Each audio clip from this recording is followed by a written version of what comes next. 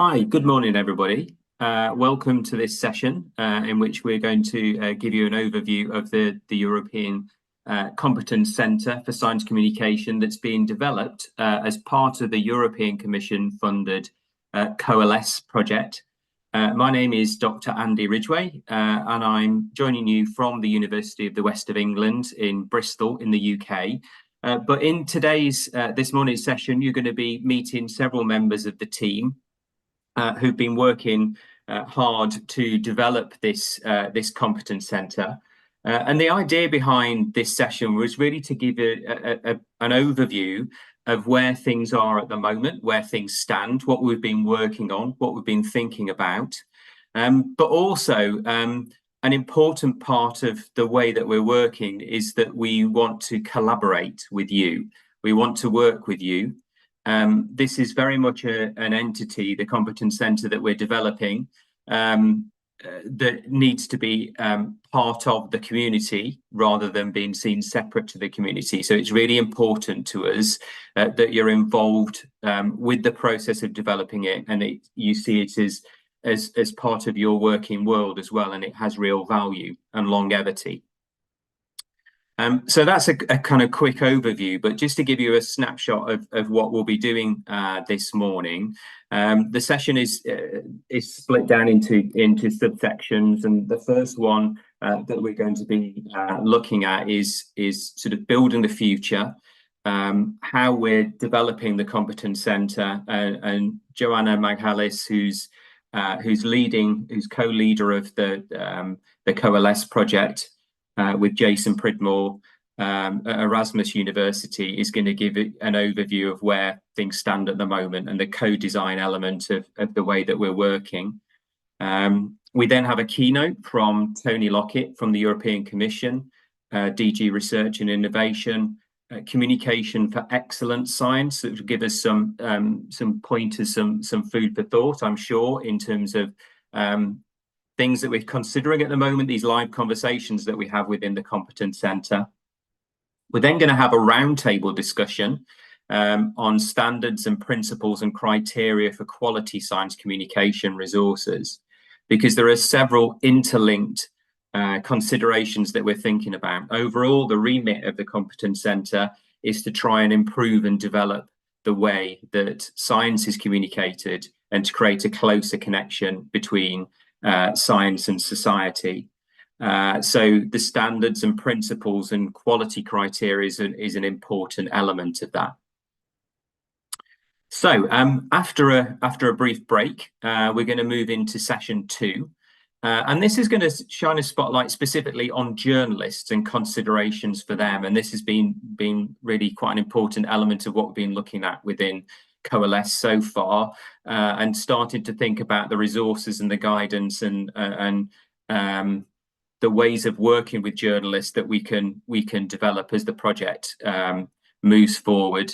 And we're joined today by Charlotte Bruns from Erasmus University in Rotterdam, who's going to give an overview of the crisis navigator that's already been developed. So in short, it's a tool, a way of thinking about how we might improve how we deal with large crises such as pandemics that may take place, and how science can be communicated more effectively in the future.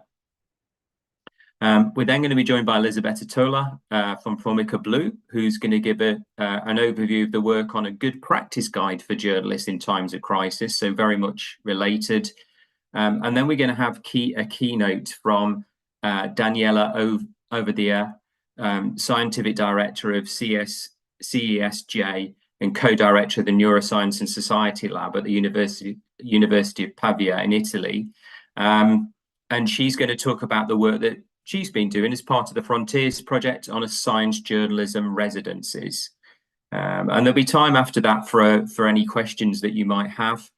And then finally, in this morning session, we're going to have a talk from Georgios Papanagiou from the European Commission, DG Research and Innovation, looking at science communication to build trust and multi-stakeholder engagement to tackle societal challenges. So very much relevant to what we're thinking about within the Coalesce project. So we're looking forward to hearing from Georgios. So that's it for this morning session. And then in the afternoon, we have a workshop that's taking place that will be looking at the co-development of a matchmaking tool between researchers and journalists.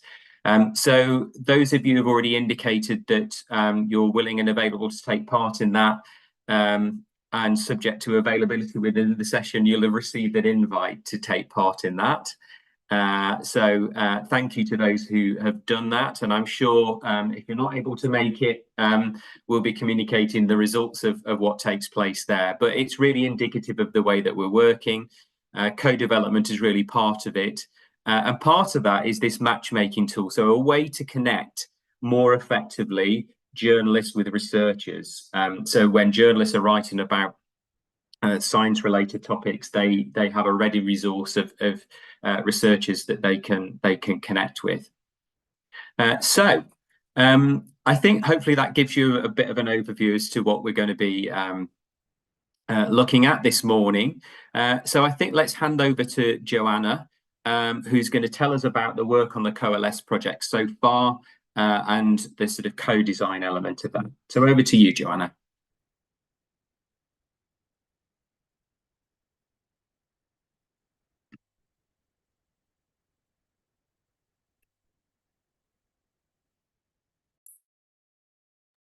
Sorry, just 1 second.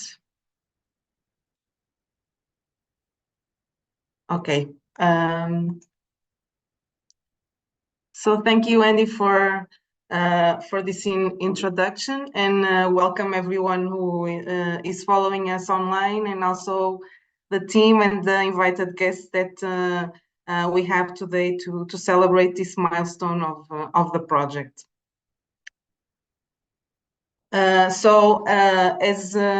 you know, the main goal from the Coalesce project is to establish a sustainable European Competence Center for Science Communication. The project has already started roughly a year and a half ago, where we have been working most specifically in consolidating the bulk of knowledge that exists there from the legacy from Coalesce, so the previous 8 sister projects funded by the SWAPS 19 project, but also many other either research and practice-based resources and literature that is out there that can fundament the basis of the things that we will be developing and incorporating into the platform that we're building. So this is an ongoing process, as Andy said before. So there's still much to come, but we're very welcome to have you today with us for this first important step. So this process is an open and collaborative process. We want to think that we're not alone, and we're building this together with the community. So far, we have delivered 20 activities with more than 300 people. So this is the moment to say a huge thank you to everyone that has been contributing to the process. Your voices are being heard. And I would also thank all of those that still haven't participated yet. You're not forgotten, but surely we will find a time for your voice to be heard within the full time of the project still to come. So the European Competence Center for Science Communication is being built with the main goal of it to be the main reference platform for science communication daily practice. So from all the different type of stakeholders that need science communication at a daily basis, we want this to be the portal for them to look for resources, connections within the community, also find answers to struggles that they might have, and also to be able to respond to needs specifically related to times of crisis and misinformation that we are currently living. So today we have our first official public launch of this virtual platform. And as Andy was saying today, we want to discuss a little bit what is behind each of the tools and resources that are available currently. And this is related to the standards, principles, and criteria for quality science communication resources, both seen as a self-reflection tool, but also as a basis to a submission process to a library of resources that we are currently building. The crisis navigator, but also a guide for specifically made for journalists. In the future, we will be continuing to develop this crisis navigator to multiple stakeholders. So this is also a first step of this process. And you will also be able to find a SciComm innovation cycle, which is the conceptual framework that we are applying in the project. So we will be a test of this, the whole project will be a test of this framework, which will then, in the end of the project, be available as a resource by itself for the community. So we have two other launches planned.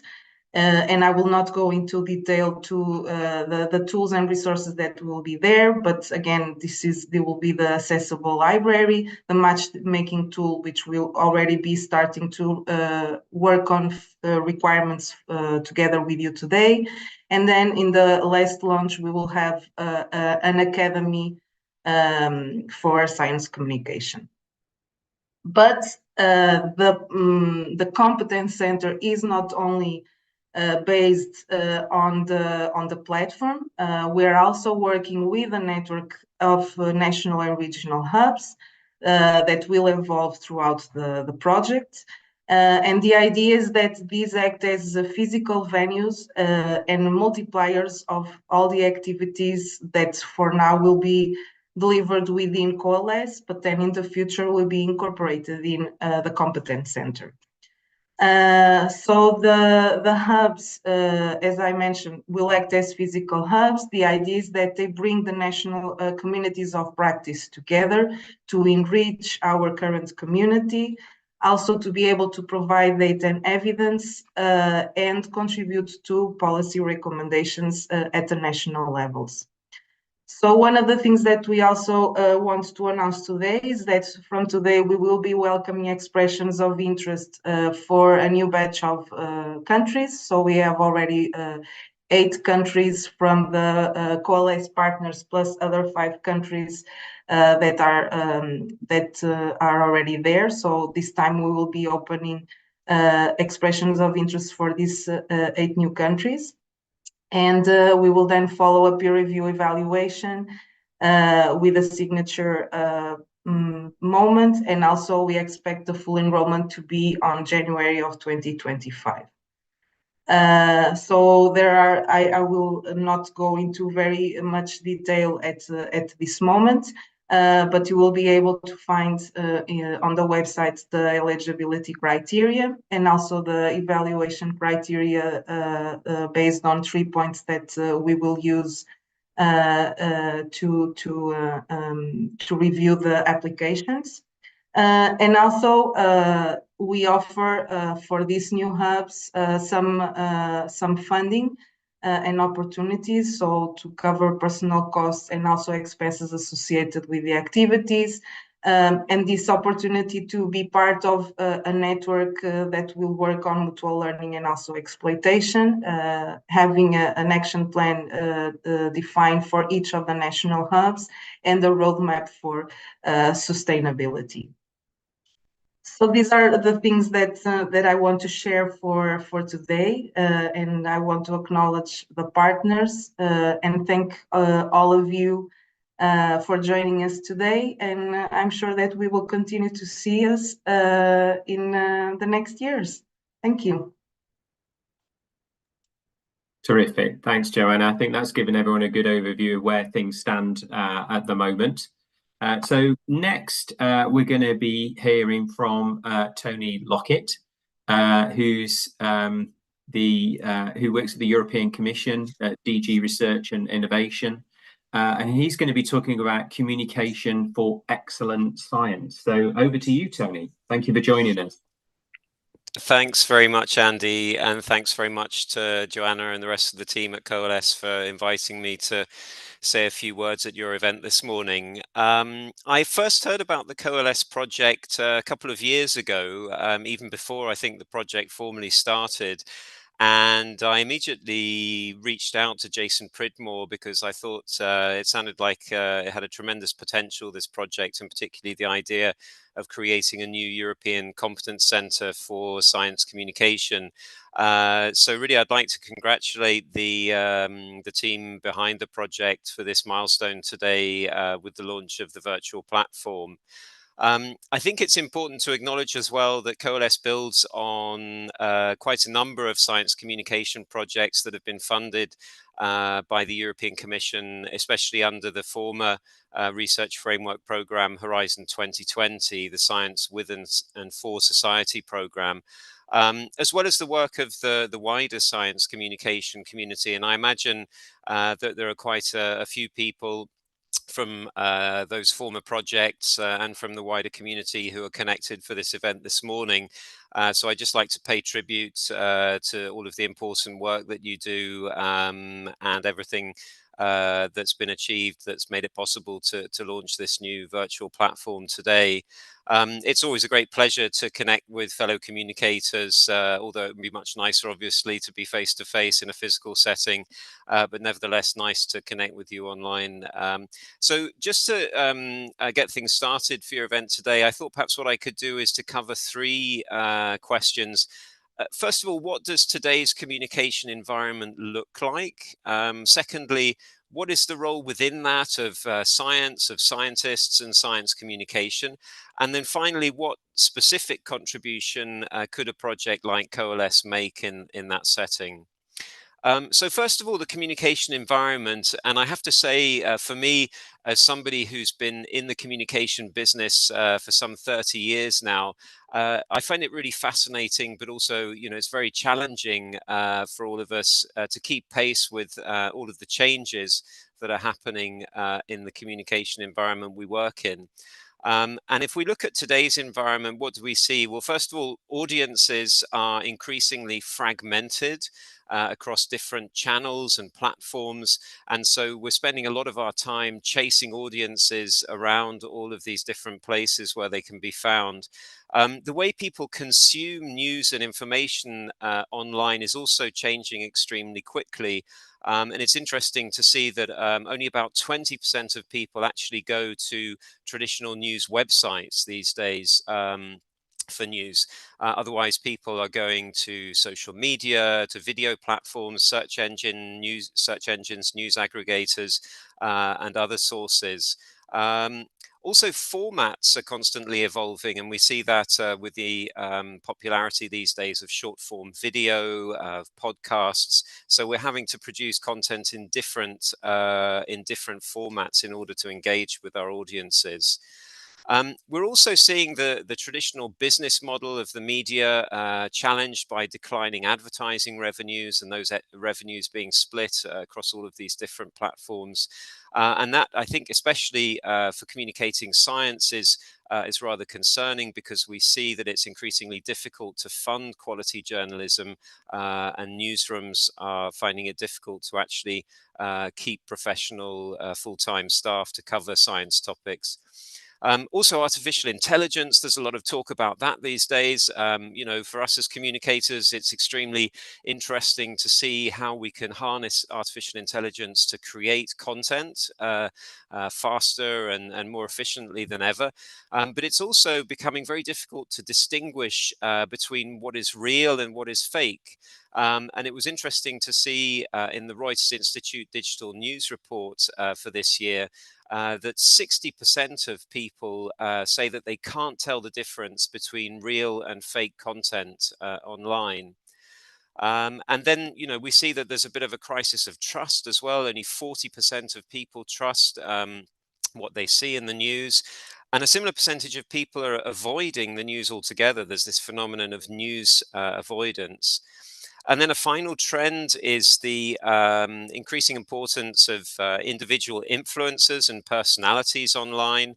And there's one example that I find fascinating, which is Hugo Décrypte l'Info in France, who has some 2.6 million subscribers on YouTube, 5.7 million on TikTok, and he reaches more people, according to some measures, than traditional media like Le Monde, Le Figaro, and Libération combined.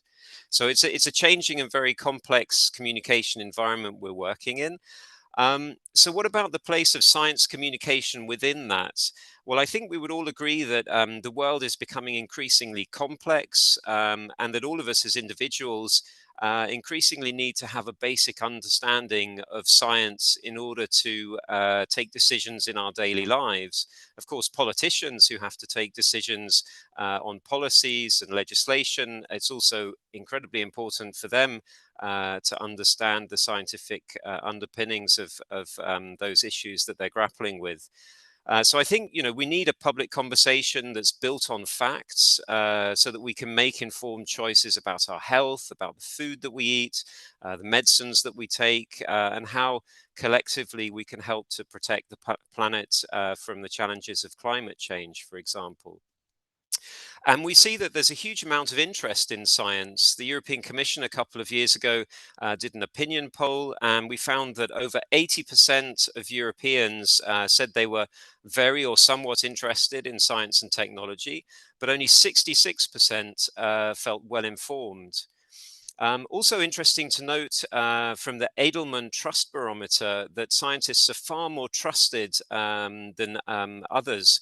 So 77% of respondents to that Edelman Trust Barometer said they trusted scientists, compared to only 47% for journalists and 45% for government leaders. Also in that same Edelman Trust Barometer, 45% of people said that scientists do not know how to communicate with people like me. So I think there's a huge communication gap there to fill. In my previous role at the European Research Council as head of communication, I spent quite a lot of time working with top scientists to try to help them with their communication, particularly around EU-funded projects. And I saw there are a number of challenges. First of all, scientists and researchers are very busy, so there's a lack of time, and convincing them that it's worth devoting some time to science communication is a first hurdle. Secondly, a lack of resources, budgetary, but also expertise. Thirdly, a lack of recognition. And I do hope that projects like Coalesce will help to contribute to convincing people that science communication is an integral part of scientific excellence. And finally, the lack of a common language between experts and members of the general public. So trying to bridge that gap between the scientists and the public, so avoiding jargon, avoiding abstract concepts, excessive detail, and that kind of thing. So finally, how can a project like Coalesce help in this context? Well, I think there's potentially a huge demand for the kind of things that Coalesce is developing. According to Eurostat, there are some 2 million researchers in Europe today. And I'm not suggesting that all of them necessarily need or even want science communication training. But if a project like Coalesce can at least provide some of that public of researchers and scientists with the skills they need to communicate more effectively with the public, I think Europe could be a better place. So I think Coalesce, certainly it looks like it will be able to help by sharing resources, good practices, by creating an environment where there's greater recognition for people who are doing good science communication, developing standards and common principles, and also mobilizing trainers and science communication professionals to work with the scientific community. And I was very pleased to see on your virtual platform, I realize it's still work in progress. And as Joanna said, there will be new stages in the project, but it's great to see that there will be a library of resources, that there will be the Science Communication Academy, a matchmaking tool and forum, and steps to improve professionalization, recognition, and this crisis navigator looking at how science communication can help in a crisis. So I'm very much looking forward to see the continued journey of the Coalesce project and how this European Competence Centre for Science Communication will shape up. And I wish all of you a very fruitful event today and all the best for the future of Coalesce and the important work that you're doing. Great, thank you, Tony. That was wonderful. I appear to be in the dark, so if anyone can kind of put my camera light, that would be fantastic. But yeah, thank you, Tony. I think that's given us a really good insight into not only the work the Competence Centre is doing, but also the context in which we're working, actually. And as a member of the Coalesce team, it's a real shot in the arm and a real sort of motivation to rehear, you know, and listen to the sort of challenges to science communication that you've just outlined. So that was fantastic. Thank you ever so much. So let's move on now, and we have a round table that is going to look at the standards and principles and criteria for quality science communication resources. So very much part and parcel of what we're thinking about within Coalesce. And that session is going to be moderated by Michael Creek, who's joining us this morning from Sticky Dot in Brussels. So shall I perhaps hand over to you, Michael, and then you can introduce who's in the round table and pick it up from there. Perfect. Thank you very much, Andy. Thank you, Tony, as well, for setting the scene so fantastically. Yeah, as you're saying, our challenge with Coalesce has been to come together at European level to develop these resources, to bring together resources for practitioners of science communication. But how can we make sure that our work is having the impact that we need it to have? And how can we make sure that all voices are heard in this process from across Europe? For me personally, this has been one of the most exciting parts of working on Coalesce, has been the opportunity to come together with people from right across Europe, from all sizes and scales of organizations, practitioners in science communication of all types and from all backgrounds, and really reflect on what do we mean by science communication resources? What kind of criteria, standards, principles are we looking for in the resources that we use to support our science communication practice? And what indicators can we use to measure this by if we're to ensure a resource center in Coalesce that really makes a difference and has science communication resources that will be used and have an impact? How can we make that happen? That was our challenge in Coalesce. In a moment, we're going to be hearing from my Coalesce colleague, Arko Olesk from Tallinn University, who will talk us through the process in Coalesce, how we developed our standards, principles, and criteria.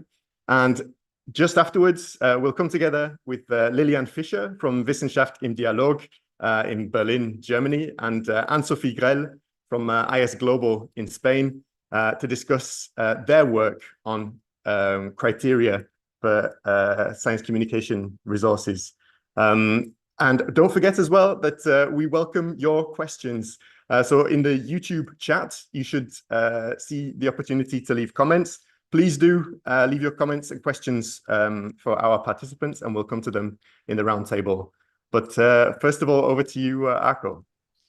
Thank you, Michael. And I will share the screen to show you some slides to kind of quickly run through what we have been doing with this. This is very much kind of the first stage of our activity, and as been mentioned before, the final aim is to build a library of resources on the platform website where people can find the resource that most supports them, and to develop kind of this supporting mechanism for this kind of choice making.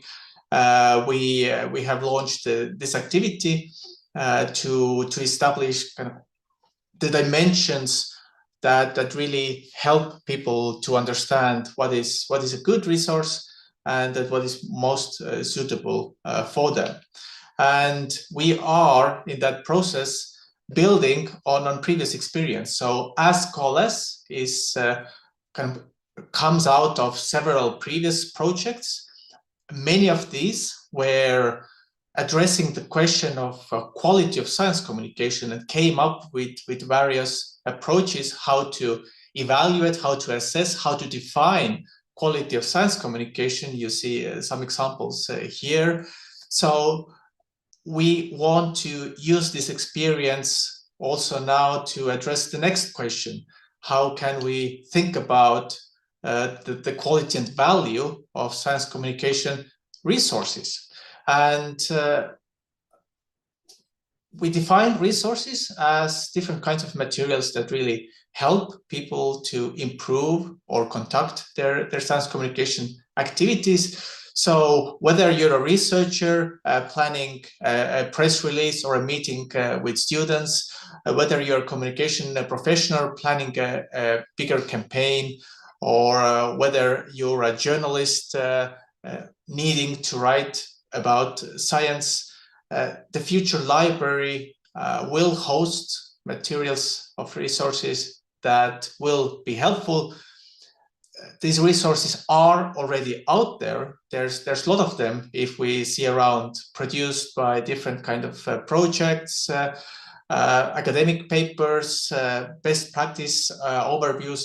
They are out there, but it's really difficult to find these when they're not collected to one place. And even if they are among those hundreds of resources, how to find the best one. So we use the co-creation approach as is standard within this project to gather together those that already have experience in these kind of processes and those who might be the potential users of these kind of resources. So we reached out to our members of the practice community. We invited people from all European countries, from all associated fields, so from journalists to communication professionals to researchers, to come together and think together with us what might be need to evaluate and how to do it. And the first lesson that we got, it's really important to think about the language that we use when you talk about evaluation. And we experienced that when we talked about quality or excellence, these caused a bit of a problem with our stakeholders. There was a very strong feeling that when you start talking about quality, it's a very normative, one-dimensional thing. But in actual world, quality and excellence are very multidimensional, very context-dependent. Therefore, we would also need a more kind of sophisticated approach to what we are doing in our evaluation activities. And therefore, this is the reason why we came up with not as quality standards, but rather standards, principles, and criteria in general. And as been mentioned before, indeed, we imagine these are both a self-reflection tool for those who plan to create different kinds of resources, but we will also use these when we start building the library. So integrated into the submission process so that we are better able to describe all of the resources that are being uploaded, and those descriptions will then help the users to find and select the most relevant and effective resources for them. The standards, principles, and criteria are all already on the platform, so you can go there and read a longer description. There, I will not go very deep into there, just highlighting that here we defined 4 principles, 3 standards, and a number of more specific criteria, which are then more relevant for the kind of submission process. Differentiating 4 dimensions in those criteria. So technical quality, so how well the resource is made. Instructional quality, how well does it support teaching and learning those new skills? Scientific quality, so what is the scientific foundation of it? And impact quality, so how well does it support kind of reaching its aim and having its impact? And for the sake of the upcoming library, we also defined kind of badges or special endorsements with which we can endorse some resources that stand out in some specific area. For example, whether they are validated, whether they focus on impact, whether they present the best practice, or really stand out in supporting inclusion. So different areas there. We also developed the evaluation process, which we'll use in the library, and this is much as a co-assessment process with the resource creator and the coalesce curation board, as we call it.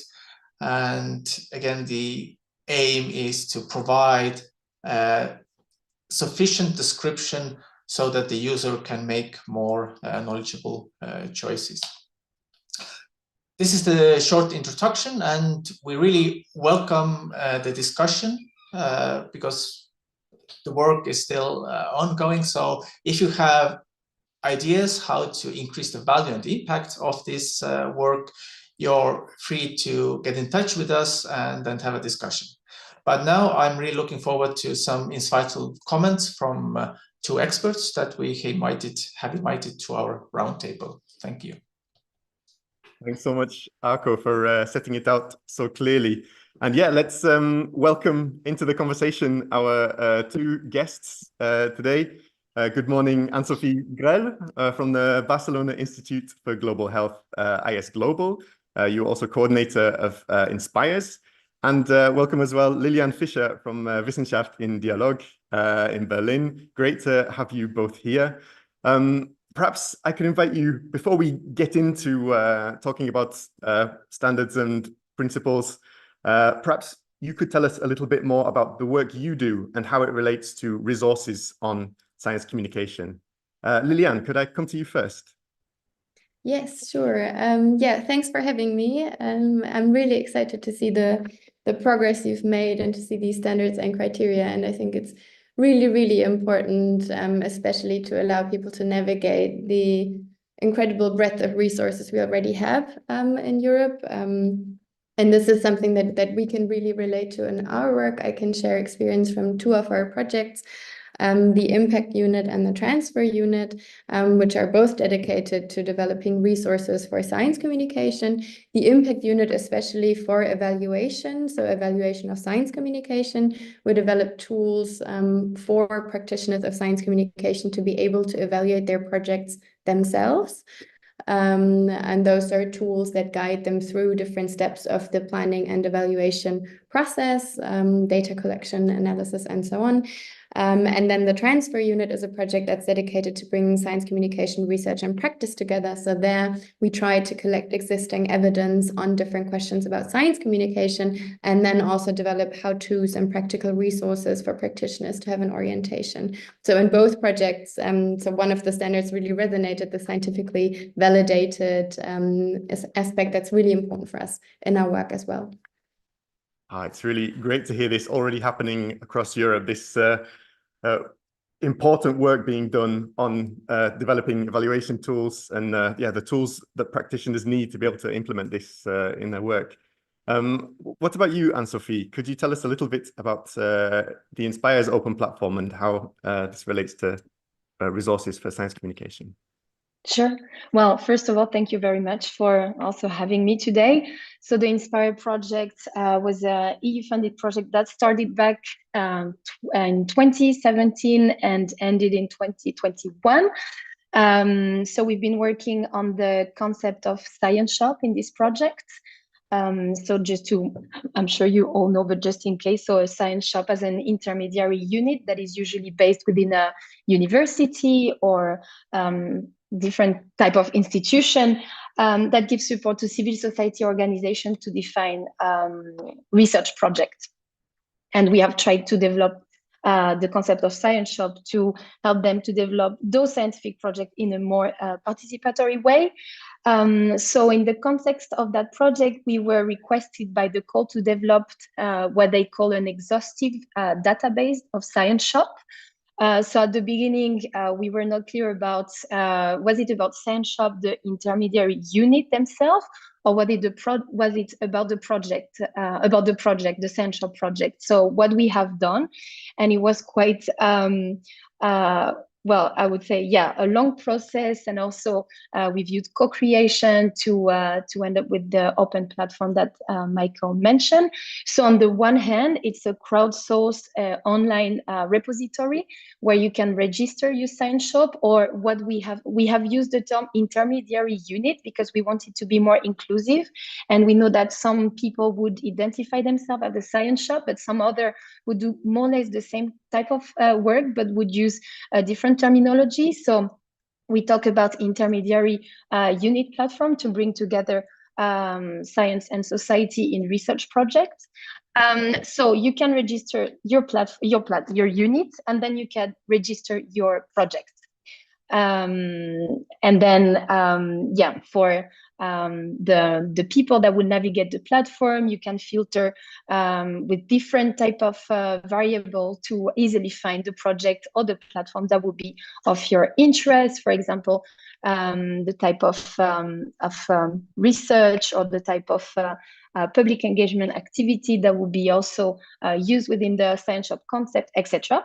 So this is on the one hand, and then on the other hand, in the open platform, you can also find a learning center. So we have developed some also learning, mostly videos to explain, so how to set up a Science Shop, how to run a Science Shop, how to also use different type of public engagement activity to create your community, to gather your community, etc., to define Science Shop project. And also we have developed impact evaluation methodology, but also that is a tool to evaluate the project in an harmonized way. So this is generally speaking what is the Inspire Open platform. And also to finish, I would like to say that is translated into all the languages of the consortium partners. So we were at 8 partners. So yeah, you can find in all different type of languages. So it was really important for us if we talk about, you know, bottom-up participatory research project, to be able to work in the language of our community. So you have Catalan, Spanish, Italian, Hungarian, Portuguese, Arabic, Dutch, French. So yeah, and I can explain a bit more the evaluation too if you want afterwards, but that's the open platform. Thanks so much, Anne-Sophie. And yeah, you're already raising the type of challenge that we're facing in Coalesce as well, developing a multilingual platform for science communication resources. Before we come back to Arco to hear a bit more about the challenges that we faced and share them with you, I'd like to hear a bit from both of you, Liliane and Anne-Sophie. Liliane, you mentioned that for you, you're happy to see that we're the work that's being done in Coalesce to develop principles and standards and criteria for science communication resources. And you also mentioned some ways in which your organization uses them beyond collecting resources together. So that's also what we're picturing in Coalesce. We want this work to be useful beyond the project. How do you see the Coalesce principles and criteria? How could they help improve the practice of science communication, the teaching and evaluation beyond the Coalesce project? Maybe I can come to you first on that one, Liliane. Yeah, I think what the real value would be to provide one standard and one sort of certified place to find good resources within Europe. Because what we see at the moment, of course, is that the field of science communication is so dynamic and changing all the time, and at the same time expanding at an increasing rate. But at the same time, this means it's not very consolidated. So right now, basically anyone can say, I'm now a science communication trainer, check out my checklist. Those are the 10 bullet points you need to follow for a successful format. And there is no validation process to check whether that is actually a useful checklist, whether it has been scientifically validated, or whether it has been tested in practice. And so I think to have an institution that has standards that it follows and that says that all the resources we publish have gone through our process and have been validated and they can be used in practice and they're applicable, that I think would be a real advantage for all of us. And I think what would be so great is to have these structures where we can have our national resources. One of our problems, for example, is most of our resources are in German, which is great for the German community, not so much for the European community, but that we could also validate our resources through COLS and then say, now we have our national resources that our practitioners can access, but at the same time, they have been validated by European standards and they are made accessible also to the wider European community. And that would provide so much orientation for practitioners all over the EU. Thanks so much. Yeah, so setting up that kind of one-stop shop for SciComm resources, but also, as you say, bringing together all the great work that's being done at national level by organizations like yours, and having that kind of accessibility at European level. Yeah, we really aspire to that. What about you, Anne-Sophie? Do you have some thoughts on how this work done in COLS could be useful beyond the project? Well, I think Lilian already gave such a good answer, but I will try to add a bit more on that. Definitely, yeah, building on what is already produced and producing those criteria are very helpful. For example, in our project, and I don't know if the parallel is good, but I will make it anyway. So as I was mentioning, so in the impact evaluation methodology and tool that we have developed, we have tried also to build upon the past work of previous European projects. So for example, Verares, RI tool, MORI, list of indicators, etc. And this was very helpful not to start with blank page, but for example, when we have developed this self-reflection tool, that is the first step of our impact evaluation methodology, we based ourselves on those past projects. So we have not really used, the scientific criteria that you are currently developing in COLS to make sure that the methodology we were developing, was some scientific sound, etc. But we've based ourselves on past projects. So it would have been definitely an added value to have access to also the work that you are currently doing. So yeah, that's I think my thought for now. Very useful to have you work on old, and this will be really hard work that you will be doing. So I'm sure you'll be busy for the coming years. But yeah, as Lilian said, very useful for the community. Thanks so much, Anne-Sophie, and yeah, good to hear that. Hopefully, we are putting work in place that the future projects like Inspires can draw on, as you say. Yeah, it is tough. It has been a challenge putting these together at European level. Arco, maybe you'd like to reflect a bit on the process. How has this been for you working on COLS and getting these principles and criteria together? I think what has been challenging and both amazing is to indeed experience the diversity that is out there, and what the feedback that we got from our participants is to develop a process that is not excluding the kind of the niches that are out there that are definitely valuable, but maybe cannot stand up to kind of all of the standards that are there if we start measuring by the standards of kind of the bigger actors. So we realized that there are many actors out there with different expectations. So I know universities have some sort of expectations on resources, scientific funders have kind of the big players, but out there are also a lot of small active players who are able to provide some valuable insights there, but might not kind of fit the frameworks that we design based on the big players. So kind of trying to be inclusive, I think, has been one of the biggest challenges in the process. Yeah, and I wanted to ask you, Anne-Sophie and Lilian, about this as well, this challenge of being inclusive. If we say that all science communication resources to be valid need to be scientifically validated and need to have studies done around their impact, then surely we're excluding a lot of brilliant work being done by practitioners at a much more local level. How can we get that balance right to make sure that we still make Coalesce accessible for smaller organizations, and also thinking about the geographical scope? In some countries in Europe, there are no science communication master's courses, for example. The practice is being done in very different ways in different places. What are your thoughts? And maybe I could come to Lilian first and then Anne-Sophie. What are your thoughts on how we can make this inclusive?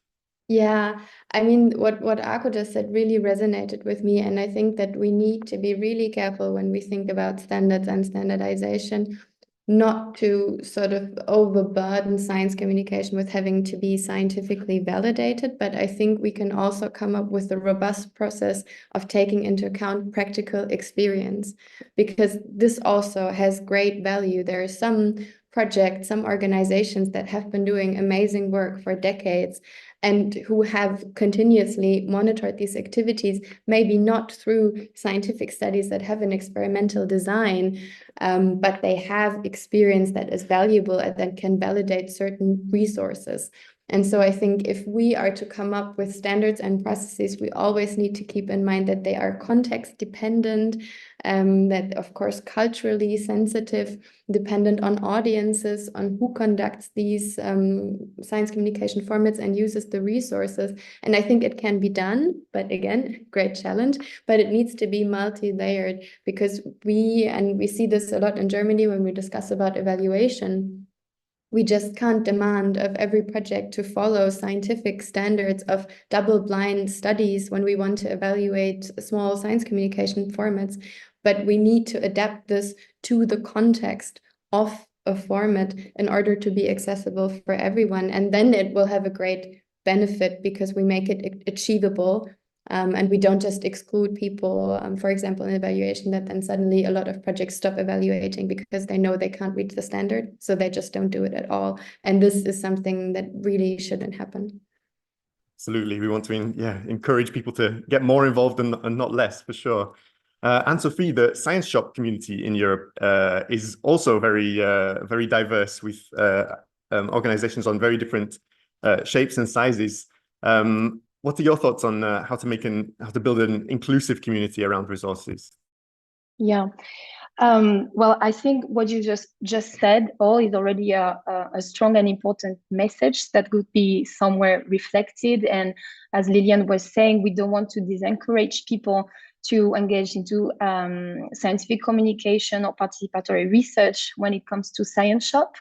So I guess also, yeah, we have to be, well, that's good to have, this set of scientific indicators, etc. But also, yeah, give that message that it's better to start maybe with something that it's not probably, as at those scientific standards, that not doing anything. Also, it was said by Tony earlier this morning, usually researchers, especially when you are in an institution, and I speak in the context of Spain, where, for example, in university or where I'm based, so I'm based within a university hospital and the research center of this university hospital. So we produce a lot of research, but when it comes to participatory research or public, and patient involvement into this research, I think it's very still not marginal, but it's really hard to find yet those type of experiences. So for sure it's cultural, and I think in different EU country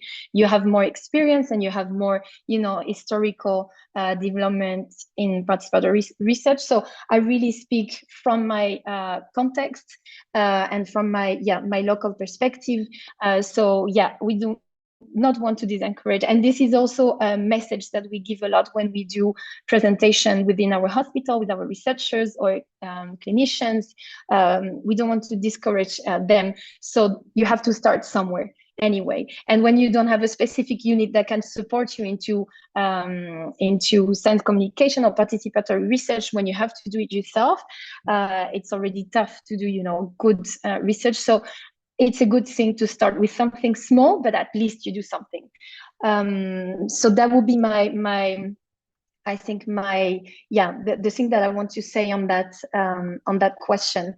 That's very nice to have, you know, those principles and scientific sound indicators, but also I think the message that you gave to be inclusive, but also maybe to be flexible and just to start, because we need this cultural shift. We need, you know, clinicians, researchers, and also civil society to understand that they have a role to play into shaping, you know, science, because it's not yet the case. They still have a very passive role. So we need to invite them, and this will start slowly. So again, still back from Spain and back from my specific, you know, university, hospital, and research institute. So yeah. Yeah, definitely. It's really important that you mentioned that science communication is not only practiced by science communication practitioners, that we really want this to be inclusive also in terms of the profiles of the types of people from different organizations that that use Coalesce resources and the criteria we develop. We're coming towards the last few minutes of our roundtable, but I was wondering if perhaps we can set ourselves an indicator for if Coalesce goes great, which I'm sure it will, how will we know? What will the future look like? Imagining a future where the project has had a fantastic impact and the community is thriving. What would you say we should be looking for? What will this future look like in terms of the difference that Coalesce could make? Arco, maybe I come to you first, and then Anne-Sophie and Lilian afterwards. Arco, what would this future look like for you? From an academic perspective, I know the measuring impact is a hugely difficult thing if we define impact as kind of this societal change.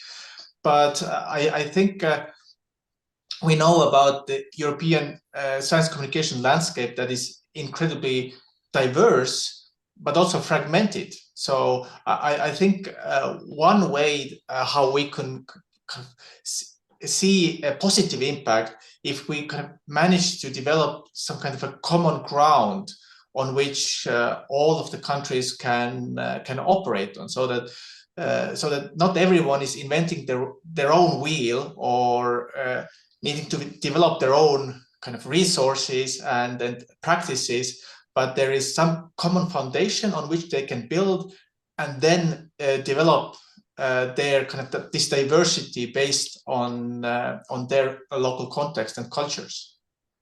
Sure, absolutely. And I see that there's a comment in the YouTube chat as well about tacit and indigenous knowledge and how we can make the most of that. We're running out of time to address it properly, but I do hope that in our co-creation process, by bringing together smaller local practitioners, we've achieved that to some extent. Maybe very briefly, in a few words, Anne-Sophie and Lilian, what would this future look like for you if we have the impact we're hoping for? Maybe Anne-Sophie, I can come to you first. I'm not sure I got the question completely, you know, in the right sense, but I would say that the resources that you are developing right now will be like the mandatory stop for everybody that is doing scientific communication or participatory research, and that should be available as well in local languages. So that will be my last words. And how the future would look like, yeah. That would be wonderful to have this tool available and just keep on doing this small brick in the wall to build, you know, this bigger. Yeah, that's it. Thank you. No problem. So addressing those language barriers and yeah, bringing together this one-stop shop. What about for you, Lilian? Last couple of words on this. I can be really brief because I was nodding a lot when Arco was speaking, and I think it would really be to not only provide these resources and access to these resources, but through that encourage a conversation, a European conversation that would allow us to develop a common ground in science communication. That would be a really great impact for me. Fantastic. A big thank you to all three of you for joining this European conversation today. I really appreciate your input. And with that, I will hand back over to Andy. Thank you very much.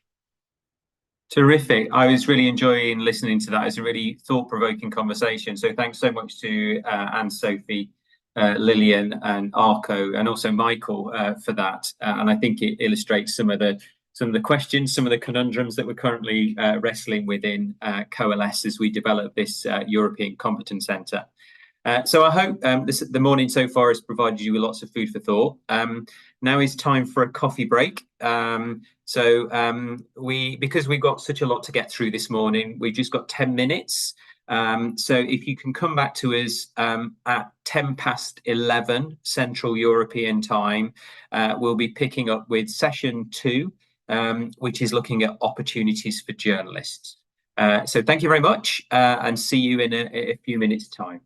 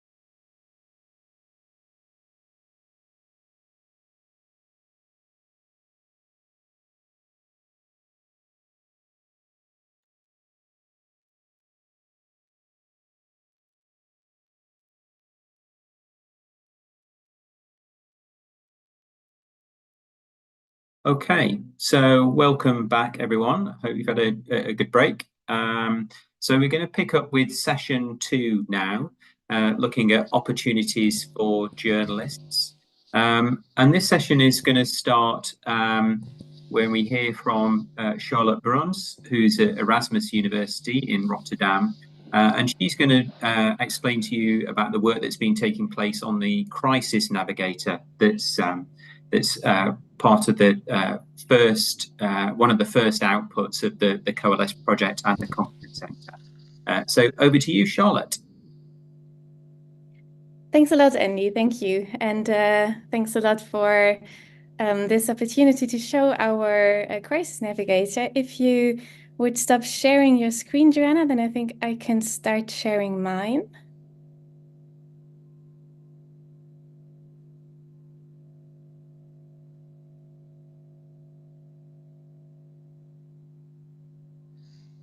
Well, I will just go ahead and explain a bit without showing you my slides, but I think some of that can already be said without you seeing the navigator itself. So the Crisis Navigator for Rapid Mobilization of Science Communication in Times of Crisis is an interactive document that we prepared, and its aim, oh yeah, I think now I can actually share, so let me just go ahead. Okay. Yeah, so the aim of this Crisis Navigator is to support science communicators to better imagine and anticipate challenges. And it's both a practical guide with direct calls for action, but it's also really a document in order to reflect in different stages of an emerging or already active crisis. So it really tries to look at crises and science communication from different perspectives and bring those together in one helpful document. Now we have the first version, which is already finished and live, and you can all download it on Zenodo, which is for science communicators in general. And this session, of course, is targeted towards journalists, and I think it's also already quite useful for journalists. But just as a heads up that we have future iterations of this Crisis Navigator planned. One of them will be for science journalists specifically, and the other one for policymakers. So those 2 iterations will really be targeted towards the specific needs of these different stakeholder groups when it comes to navigating crisis and science communication.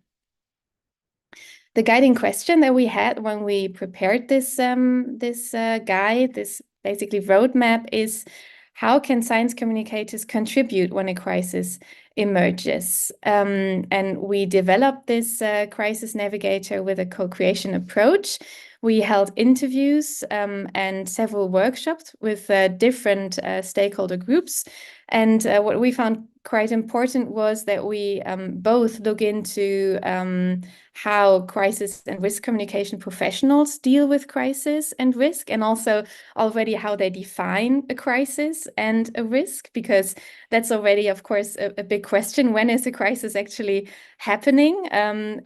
Also, so we talked, for example, to members of press offices, of municipalities, of hospitals also. How do you communicate when a big health crisis is taking place, or you think it's gonna approach? So we really talk to different professionals from really different fields. And then in another workshop, we discussed these topics with crisis and risk communication researchers. So there's a very interesting perspective on what does the research actually say about how to communicate effectively during times of crisis and when it comes to risks. And also then we had another third row of workshops where we co-designed this roadmap or this navigator with artists and designers, because we thought it turned out to be very helpful to also discuss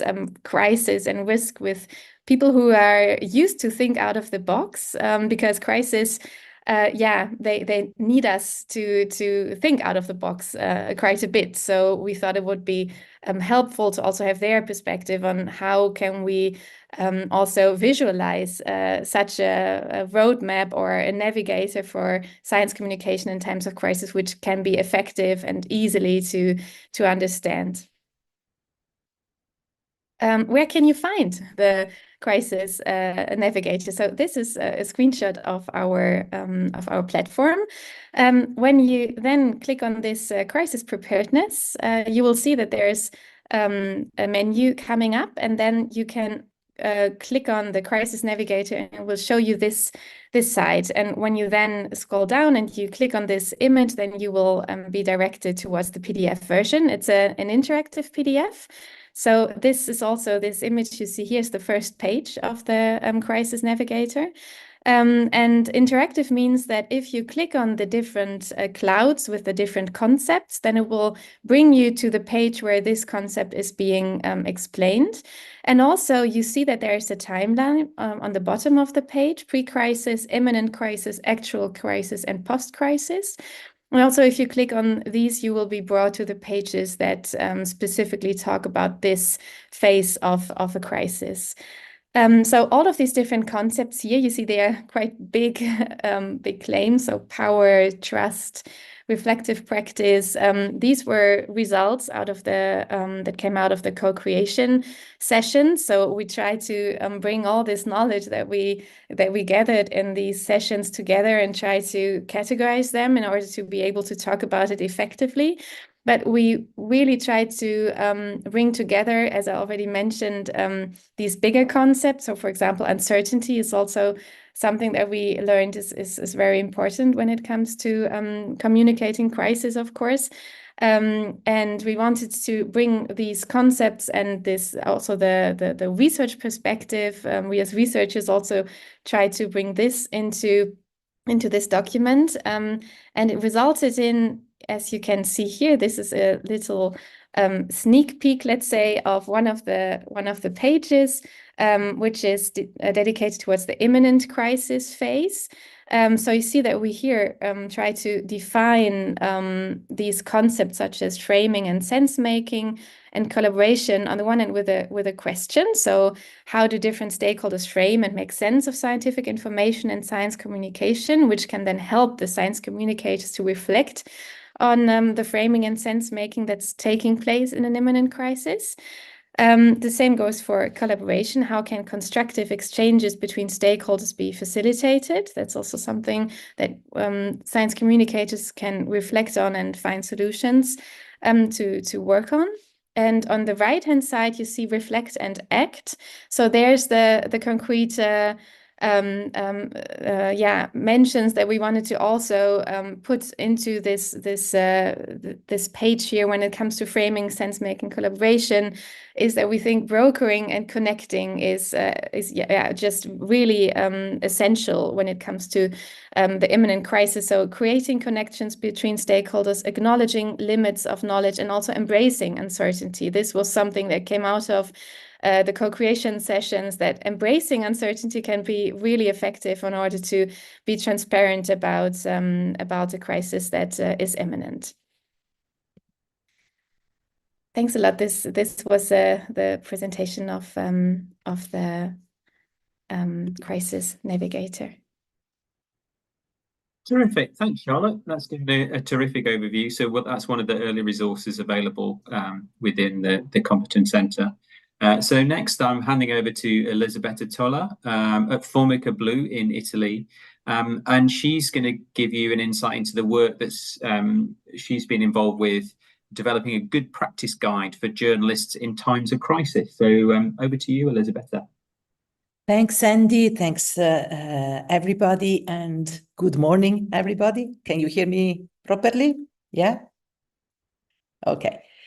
Okay, so building on what we just heard from Charlotte, we decided to focus our work mainly on trying to decline the type of suggestions and guidelines for the work of journalists. I'm a practicing journalist myself, although I have a training in science, but we've been thinking about catering for non-science journalists who are a very specific type of stakeholder. Just let me go ahead, okay? The main goal is really that of defining a set of guidelines that are aimed at people who are practicing journalists, working in newsrooms or as freelance and are asked to work under very tight deadlines, and they need basically to balance the speed that's required to face the crisis coverage with the accuracy and with an appropriate management of the science crisis. So the idea was really to try and bring in all the needs of the journalist, and to do that, we decided to produce two co-creation workshops, to organize two co-creation workshops where we listen to the needs of the journalists and try to get them to explain to us what they are facing as a crisis, what is the definition of crisis in their terms, and as Charlotte says, even just the definition of a crisis and what the crisis means for journalists is something that we need to understand. And then, of course, we also decided to, sorry, I have some problems with my headphones here. We decided to go through 10 interviews with non-science journalists to make sure that we could get in depth what their needs are and how they actually deal with an emergency or a crisis when they are trying to covering it. The guidelines, which are there, that will be released at the end of this month, are organized in different chapters. We have a first chapter that is defining what does it mean to be reporting under uncertainty. So trying to use the journalist language and to really decline the type of example and case that the journalists are concretely facing when they're dealing with the crisis. We are giving some definitions and some examples of real case studies. What does it mean to be reporting under uncertainty? What does it mean to be working under an emergency, which is like a sudden emergency, or a long-term crisis like the climate crisis? What is the role of journalism in crisis management? Each section is closed with a list of useful resources that can be very practically used by journalists to find help. There is a section basically following what we saw in the crisis management tools, so the same phases, the section devoted to the pre-crisis, how to get prepared, which is obviously the most important one, to be prepared, as we can say, in times of peace. So who are the experts that you can actually refer to when a certain emergency arises, to how to compile a proper agenda, so how to map the organization that you can rely on when you need to find someone quickly, how to actually map your audience's need and understand the type of reaction you can get during a certain type of emergency. Then, of course, there is a section devoted to the imminent crisis. So referring to what Charlotte just said, how you can actually see how to make a better use of framing and sense-making to actually address the needs of your audience, how to take into consideration the time factor. We always have to remember that a journalist working under a super tight deadline, especially when they are covering an emergency, they might have to work like around the clock. So they need to obviously have all of these skills of how to frame the crisis and how to to help people make sense of what's happening. They have to have all of that already prepared before the crisis gets to its peak. And then also how to choose the language. This is super crucial, as we have seen in in recent years. We've seen that very often the choice of language is actually what makes the crisis management more difficult, because it kind of starts like a sort of alarmism or panic, and this is not really helping. Of course, we don't have to use the wrong language, like trying to ingest overconfidence, but at the same time, we really need to be sure that we reflect on the language even before the crisis is starting. Then we have to deal during the actual crisis. So there is a section dedicated to this, and how to take into considerations the type of work we do, responding to the values and emotions of our audiences to see which are the values and the voices that we can take into our coverage that can help the crisis management, and also how to tackle disinformation and misinformation. This is particularly important and it has become a very serious task in recent years.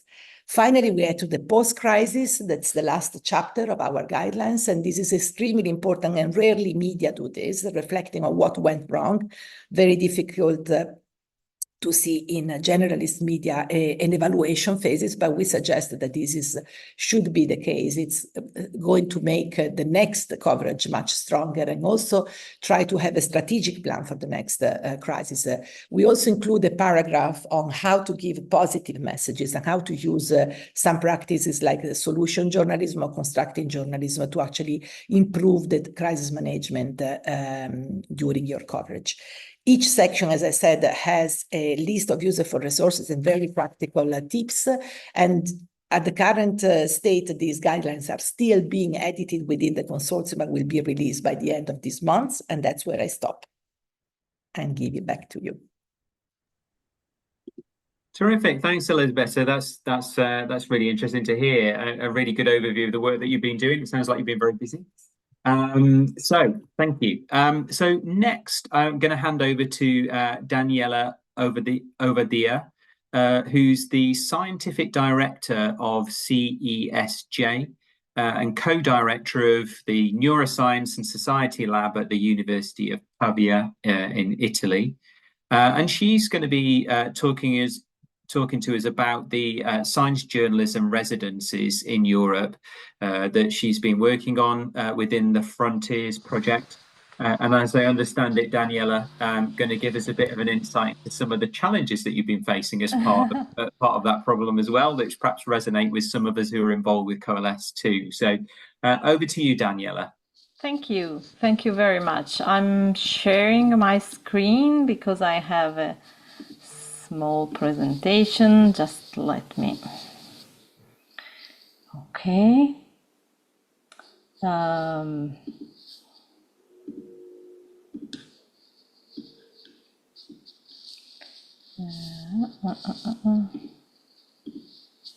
Okay. So, thank you so much. Can you see my presentation? Yes, okay. So thank you for inviting me. I'm very happy to be here. It's the second time I have the opportunity to present Frontiers to the community connected with the Coalesce project. 1 year passed by since the beginning of our project, so I just wanted, to wrap up what we did and what are the challenges that and also the successes, because we also had some successes, of course, that we envisaged.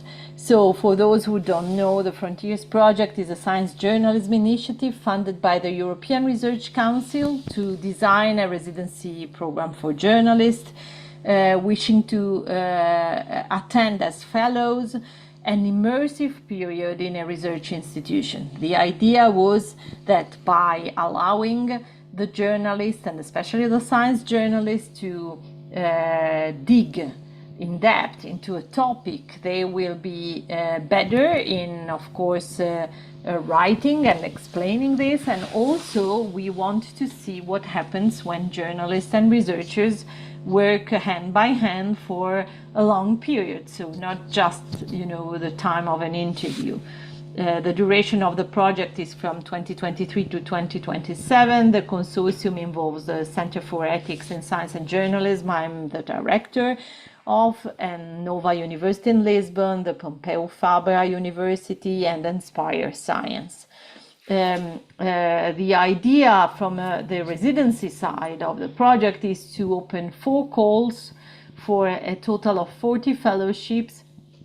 The duration of the fellowship is from 3 to 5 months, and we guarantee, we offer grants monthly, with a monthly fee that you can see here, that are differentiated among the different level of career. So we have a certain amount for the early career journalist, the mid-career, and the established journalist. And the reason why we did this is because we really wanted to give strength to the professional skills of the applicants, also toward the hosting institution. We already opened and closed the first round, and we are right now managing the second round of applications. So we work by matching, and we will have the opportunity to discuss this later on, host institutions and science journalists. So what we ask from a host institution mainly is to support the journalist application with a letter of commitment, to offer basic requirements to basic opportunities to the journalist, like a badge, the access to cafeteria or canteen, a working space, access to the institution library, access to the institution's events, etc., etc. This seems to be such a, like a small detail, but is not, because this is exactly what makes the perception of the fellow completely different. So it's not just an invited journalist that has to interview someone. Is someone who is there to really interact and study and develop interest, of course, with the skills and goals of an independent science journalist. We don't ask the journalist to produce anything in PR style. So we don't expect them to produce we don't ask them to produce articles, books, or videos, or whatever, although the journalists have to design a project when they apply. So there will be, we ask for a goal, and we ask for a purpose that we can evaluate. And we expect the host institutions to support the journalists as much as possible.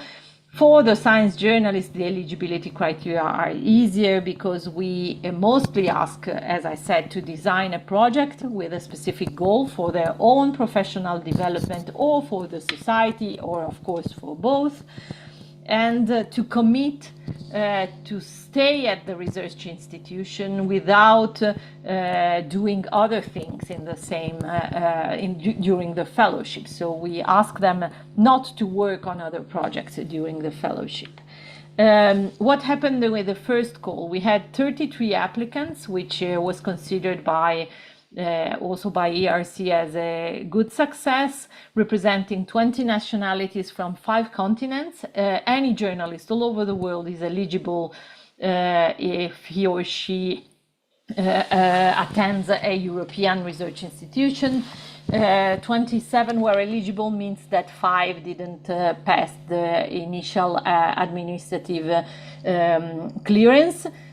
We also received the application from people who didn't fit with the general definition of science journalism that we gave, like people from marketing, but also researchers that were just looking for support.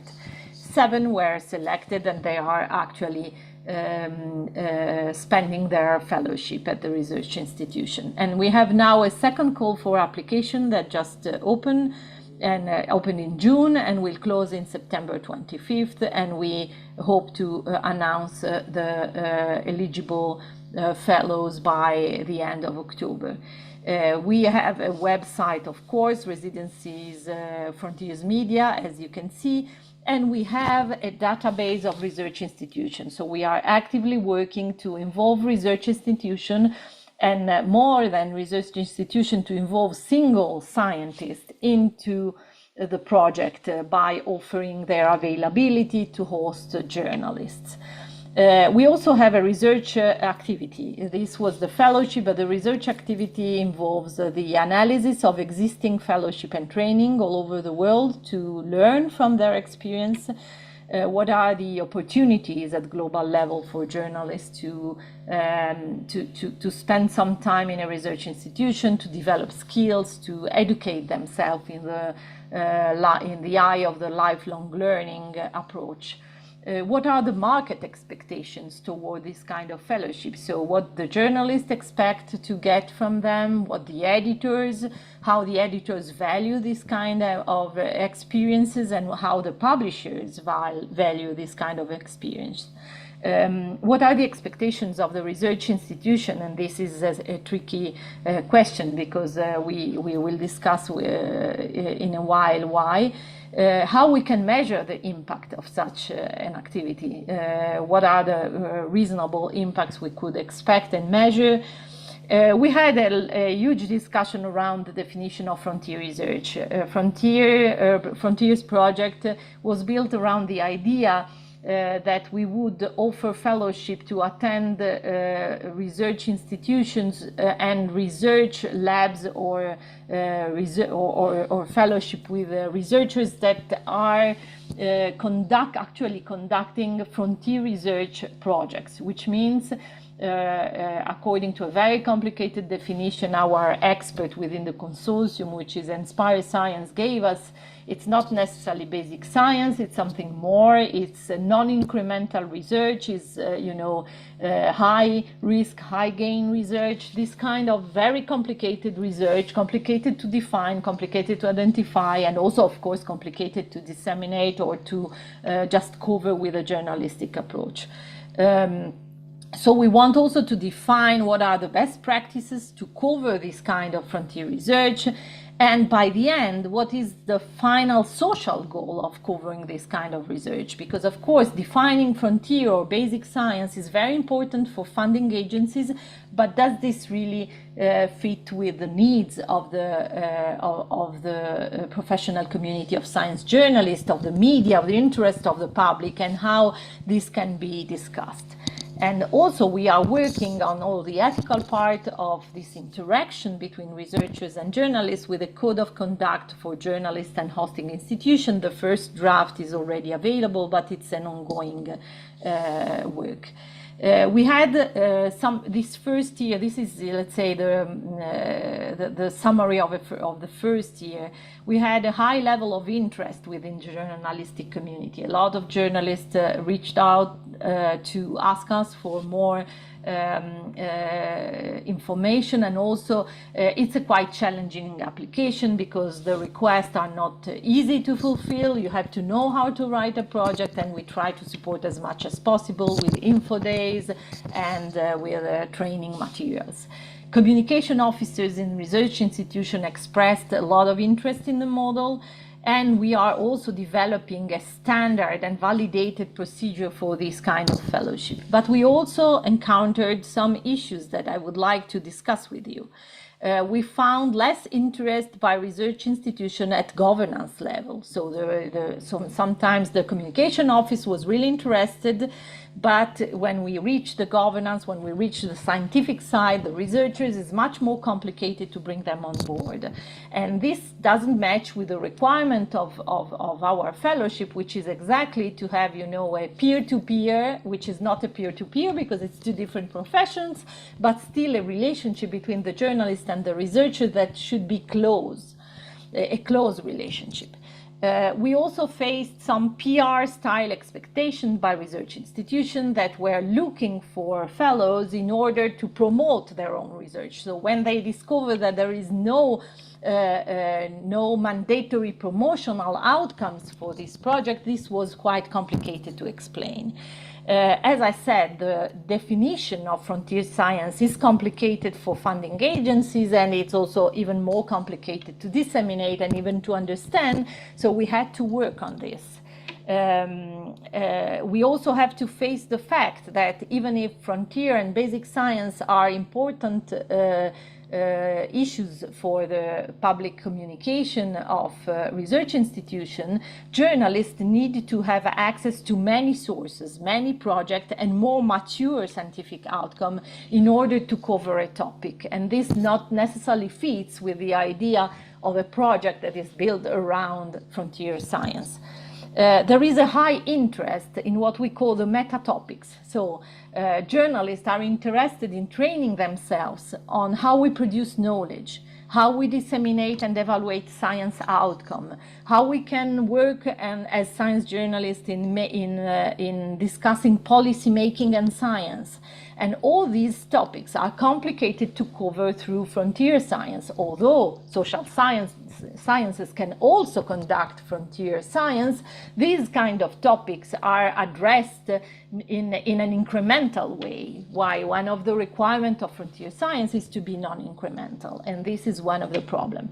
And I want to close with the final, I would say, the biggest issues we faced. Some of our fellows received requests from their editors to refrain from covering for them in the coming years researchers that are supported by the European Commission. So we realized that these kind of projects, although we put in place a lot of firewalls and a lot of ethical work to keep the independence of the journalists, which is the core of our work, are still perceived by the media community as a conflict of interest. And I think this is a matter of discussion for all of us, because in our view, public money from the citizens to offer an opportunity to journalists to train themselves is a good thing. We don't have universities, we don't have publishers that pay for us to be trained, but if our own community perceives this as a conflict of interest, this is a matter of discussion. And this is what I wanted to share with you, and thank you again for inviting me and sharing this first, let's say, wrap up of our first year of activities. Thank you, Daniela. And as someone who spent most of their working life as a science journalist, I found your presentation really interesting. I'm sure Ellie has found it really interesting as well. And although it was interesting to hear the challenges that you're facing, I wouldn't be surprised if your presentation today hasn't generated a lot of interest. I knew that you get a lot more inquiries as a result of that. So yeah, thank you ever so much, Daniela. It's lovely to hear from you. We're going to go now into a question and answer session, which is going to be slightly freeform, I have to say. We've already had quite a few questions come in via the medium of YouTube. So if you're watching us on YouTube, feel free to tap in a question there. I will endeavour to get to that question. We've only got a quarter of an hour. So we've got very limited time. So the Q&A finishes at 12 noon Central European time. I strongly suspect we're probably not going to get through all the questions, but let's hope that this session acts as a prompt for further dialogue in the future. And that's something within the team that we really hope for. I have to reveal, Daniela was just talking about conflicts of interest. I have to reveal a conflict of interest here in that I'm going to go straight to a question just to kick things off from a very close colleague of mine, Professor Emma Whitecamp at the University of West of England. This is actually a question for Daniela, but there may also be questions in the future that are relevant to the Coalesce team. So if you do have any, then feel free to let us know about those. With your scheme that you've just described, this is a question from Emma, do you accept people who are writers and broadcasters, but not necessarily journalists? So, perhaps podcasters, non-fiction book writers. So how broad are the criteria? Yeah, we apply the broader definition of science journalism, which is more on the purpose and independence than on who employs you and which kind of media you are using. And the reason is that we realize that the landscape is really changing. So there are podcasters who are not science journalists. There are podcasters that apply actually all the rules of science journalism. So yes, please apply. We will ask you, CV and examples of your work. And if you feel that you fit with this more ethical approach to science journalism than outcome approach to science journalism, please apply. Great. Thanks, Daniela. That's good to hear. So let's go to a question that we've received from one of our listeners on YouTube, one of our viewers on YouTube, and this is from Dennis Norton. So thank you for your sort of question or prompt. I wonder if there are any members of the Coalesce team, not wanting to sort of put anyone on the spot, but any members of the Coalesce team that can help answer this. So Dennis says the crisis navigator is great, but needs a future iteration for decision makers. As someone dealing with decisions on foot and mouth, dioxin, and COVID, I agree with Tony earlier, not to forget the politicians. So does anyone have any thoughts on that? Perhaps a member of the Coalesce team, if possible, just addressing that sort of prompt or question. Great, Charlotte. Charlotte's valiantly put her hand up, so let's hear from you. Yes, as I presented on the Crisis Navigator, maybe I can start answering this.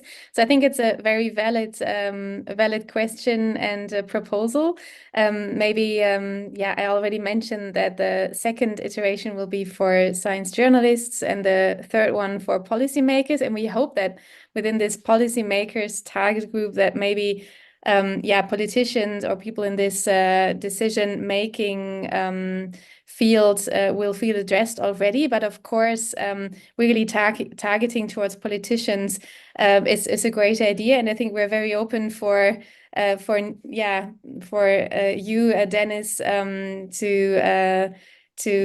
tell us what the needs are, so we can help to have politicians navigate these crises better. Yeah, thanks a lot. Terrific, thanks, Charlotte.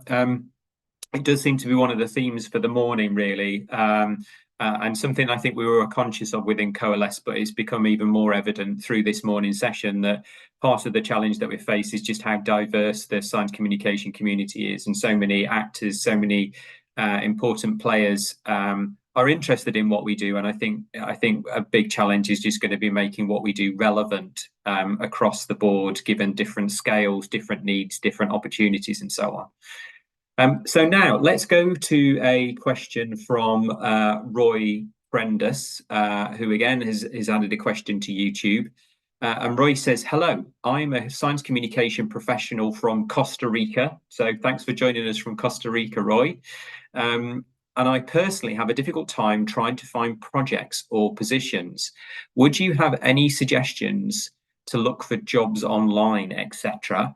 And I know from a previous chat that Joanna has some reflections on this and how it might fit with Coalesce. So again, I feel guilty for putting you on the spot slightly, Joanna, but I wondered if you've got any thoughts on this, because I think it sounds like it's something that's come up in quite a few sessions before, Coalesce related. Yes, thank you, Andy.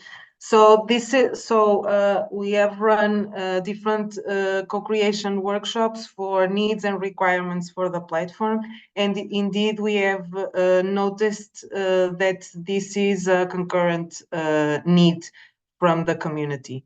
So we will be looking into how to have a dedicated section on this within the project, and we think this can also be steered, or at least some of the connections, with a matchmaking tool. So this will be something that we also be looking into in the workshop of this afternoon. And thank you for bringing this subject. Thank you. Great, thanks, Joanna. So next we're going to go to David Kulskar. Sorry for the pronunciation, David. I fully accept that that's probably not quite right, but hopefully some element of that was right. And David writes, hi from Madrid, Spain. Are there any EU grants or fellowships specifically targeted at science communication professionals for a one-person business? Sort of any thoughts on that, either from a member of the Coalesce team or anyone else who's joining us this morning? Daniela, you're shaking your head. I don't know whether you've got any thoughts on that, whether there are certain limitations there. No. I know there are no specific grants for individual one-person businesses for this kind, not for training, not official grants for science communication. Okay, thank you. Maybe we can turn that into an opportunity then. But there does seem to be an issue around information and resources for those working in the field. There's perhaps a lack of a network there, which is perhaps where we can play a role. Let's kind of open up the floor to questions. I'm conscious of the fact that I've just gone through questions so far that have come in from elsewhere. There are quite a few of us here with us directly on Zoom. Are there any sort of questions that you have that perhaps you want to sort of put out there? Andy. Ellie, let's hear from sorry. you. So just on David's question, there are no opportunities, as Daniela said, in terms of grants or EU grants, but there are some opportunities for journalists. So not so much for science communication professional in a broad sense, but in a more strict sense for journalists covering science topics. There are, for example, grants at the Journalism Fund Europe or the European Journalism Centre, EJC, IJ4U. Those are grant schemes that are addressed to freelance and individuals who really want to get some funding to do their job. So again, not in a broader sense in here, we're talking about journalists, but there are these kind of schemes that are available. And they are actually in our guidelines as well. So, terrific, thanks, Ellie. I just encourage you, if you're watching us on YouTube and the live stream that we have at the moment, please do add questions within that service, and we'll endeavour to answer as many as we can this morning, but conscious of the time that we have. So please sort of type your questions now. I'm sure what you've been listening to has prompted lots of questions. One question that I have that perhaps I'd like to pose, whether there's a member of the Coalesce team or whether there's one of our guest speakers that we have with us at the moment who perhaps has some reflections on that. It's probably quite a new and emerging subject, the question of AI and the implications for science communication good practice. Certainly at the time when we're developing the Coalesce project, it's amazing really how far that technology has moved since that moment. I think if we were writing our proposal again, the challenges prompted by AI would be very much more prominent. But what's happened in the last year or so is the sort of rapid advance in the technology, but also use. And I think it's become evident that many of those working in science communication are starting to use it. A lot of what we're talking at the moment about is about quality in science communication and almost some kind of framework or sort of semi-regulatory process. So I'd be interested to know how we might need to consider the challenges posed by AI, but also opportunities posed by AI, and what work we might do within Coalesce to sort of address AI. Do we consider it to be a problem? What sort of measures might we need to sort of consider within the context of Coalesce? So it's open to anyone from the Coalesce team, but also any of our speakers this morning. I don't know whether, particularly if anyone's got any experience of using AI and reflected on the sort of ethical questions. Does anyone want to valiantly step forward and offer some reflections on that? Daniela. I don't know about Coalesce, but I think this is a topic that we are all developing in one way or another. We are all dealing with, both on our professional life, if we still work as science communicators and science journalists. And there is a new wave of projects from the European Commission that should tackle this issue.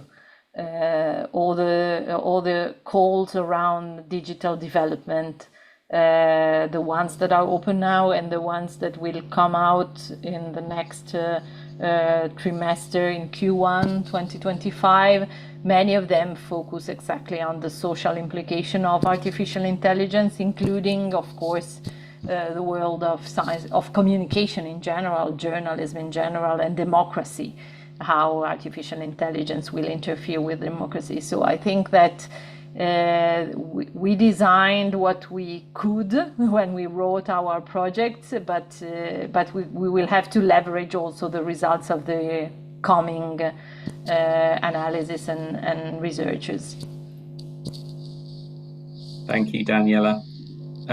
So very quick question from that. Daniela, have you been using AI yourself? Oh, a lot. I am Right. working as a science journalist for a company, an American company, and my role is exactly to develop an AI newsroom. Terrific, thank you. So I'm sure, well, hopefully you'll be someone that we'll be hearing from a lot more in future because you've got practical experience of it as well. Charlotte, was there something that you wanted to mention about that? Yeah, I think a great comments already, and I can just say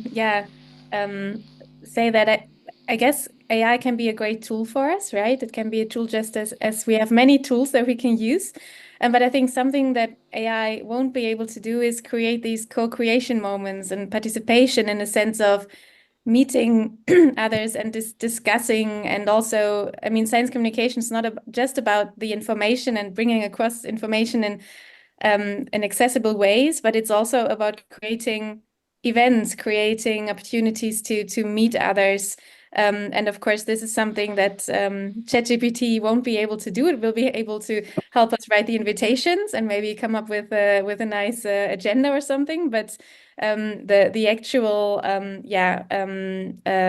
part where it comes on actual participation and also the different senses that can be involved in science communication other than reading. So I think there's a lot that we can use when it comes to AI, but also we need to focus also on what we bring other than just the simple transmission of information.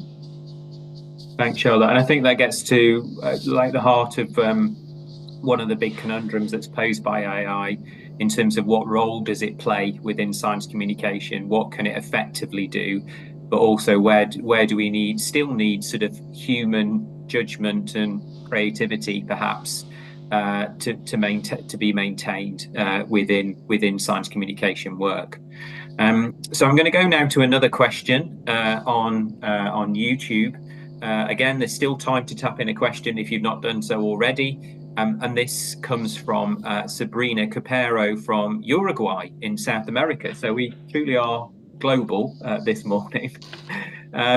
So she asks, is there a science communication network in this region, so in South America? And Joanna, I think you may have some thoughts on this.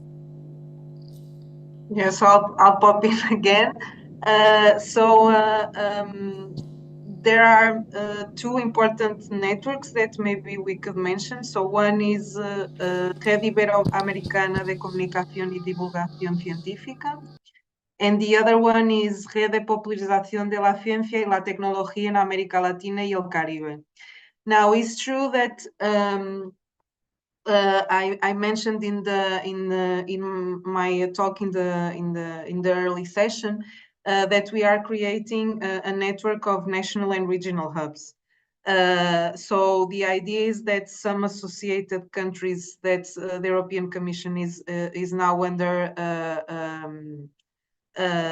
agreement can also participate in the future. Although we do not have any representation yet in the South, but we do have conversations ongoing because we surely do want, as Andy was saying, that the Competence Center, even though it's the European Competence Center for Science Communication, is still open to the international community and can represent the community globally. Terrific. Thanks, Joanna. Okay, so I'm just conscious of time, and I think perhaps that's where we can wrap up the Q&A this morning.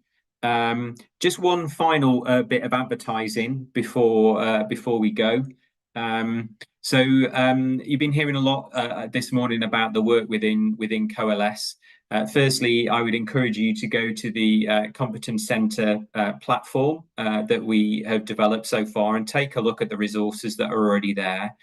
We also have a separate website, which is the Coalesce project website, that perhaps gives a bit more of the backstory, gives an insight into the ways that we're working, and how the project is developing, and also the team.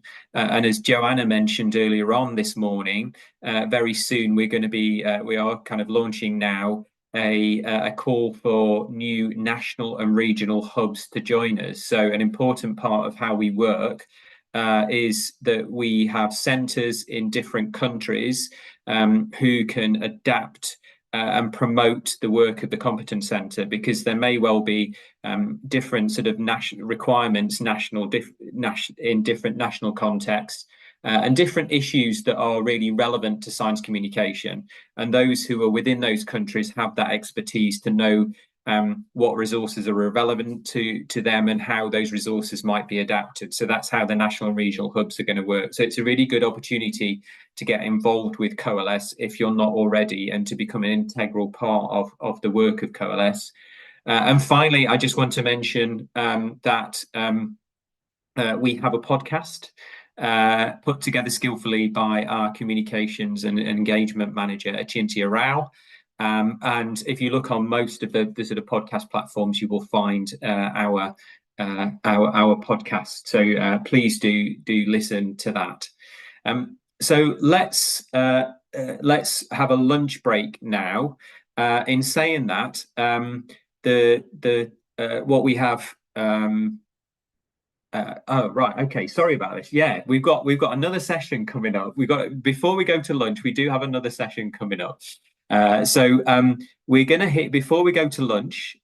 We have Georgios Papanagiou from the European Commission, DG Research and Innovation, who's going to talk to us about science communication to build trust and multi-stakeholder engagement to tackle societal challenges. So Georgios, thank you so much for joining us today, and let me hand over to you. Hello, Andy and everyone. Thank you very much. I don't know if you see me. Yeah, you see me. Okay, my camera works. So I'm Georgios. I'm a policy officer at the European Commission, the Open Science Research Infrastructures Unit, where I work on science communication, public engagement in research and innovation, trust in science, etc. So I'm here today to present a few elements of our work on these issues and general findings and around the issue. And I'm hesitating a bit because I'm trying to share my screen for the PowerPoint. Wait 1 second. Window, voila. Okay. So normally you should be able to see it. Let me know if anything is wrong. So yeah, trust in research, innovation, and science communication. Our unit has been and is responsible generally for the issue of science communication from a policy perspective. Coalesce together with other projects operating in the nexus of public engagement, citizen science, and science communication is within the remit. Our unit is responsible for these projects, and they have come out of the dedicated part of the Horizon Europe Widera work program. With all that as a preamble, I would just like to take a few minutes to talk about how people understand, perceive science and research innovation, and then present a little bit of very quickly some facts about the attitudes and the perception of researchers, and then after that come to the activities at the European Union level that we are promoting or funding and working in. So, nope. Slide. We had the Eurobarometer in 2021 that gave us some very important information about how Europeans, as I said, understand research. Yes. Please, sorry that I interrupt you, but we are only seeing the first slide that you showed of the first title of the slide. presentation. Okay. Yes, we are there. Sorry. We'll try to show. Yes, perfect. Yeah. This is correct now. Okay, and But how will I move? And now, do you see me changing or not? We see the Eurobarometer slide now. Okay, 1 second, because I don't. Yeah, I think it's still on the editor view. Yeah, so let's hope Yeah, that. but then it takes me to the view of Zoom, and then when I move the slides, apparently you don't see it. So I don't exactly follow what happens. I will do it from here, and I apologize for that. No, don't worry. So yeah, we saw in 2021, and actually I take the opportunity to let you know that we are currently running a new iteration of this very same Eurobarometer on attitudes towards research and innovation of Europeans. And the fieldwork, the survey, will actually start in 2 days from now, and it will conclude sometime in the middle of October. And we hope to have presentable results and report by the end of this year, which would be very interesting for all of us who work on these issues of trust and towards science and generally science communication and such similar issues. So we see that generally speaking, Europeans had a positive attitude towards science. That the overall influence of science was on society was positive, and 86%. With some caveats that it mostly improves the lives of people who are already better off, or they benefit, and other things like that. And also we can see if one goes delves deeper a bit into the findings, that there is a certain level of socioeconomic influence on how much people interact and understand and trust science. Then we had some data which again confirm our understanding, or our image that we have of how people engage with research, innovation, science, and where do they get their information from.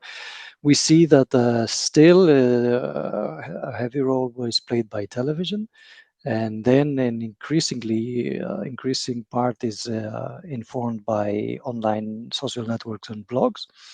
And of course, there are also other outlets, other radios, and the Wikipedia and other online encyclopedias and sources of information. If you go deeper again into this general trends, you see that a good part of people still watches documentaries or read science technology related publications and magazines. There is people who talk about these issues with their families. There is a third of Europeans that visit science and technology museums, which is okay. It's not a very big percentage, but okay, it is still 1/3 of the people. It is something that I suppose can be a goal to improve on. And then, of course, in smaller percentages, you see people taking a more active role, engaging more actively in scientific matters, like signing petitions or going to public meetings and engaging in scientific projects, citizen science, etc.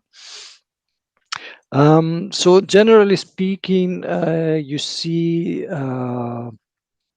an interest by Europeans, a fragmented landscape in terms of where they receive their information and how they engage, of course, with the dominance of television, at least these days, but an increasing role for online sources.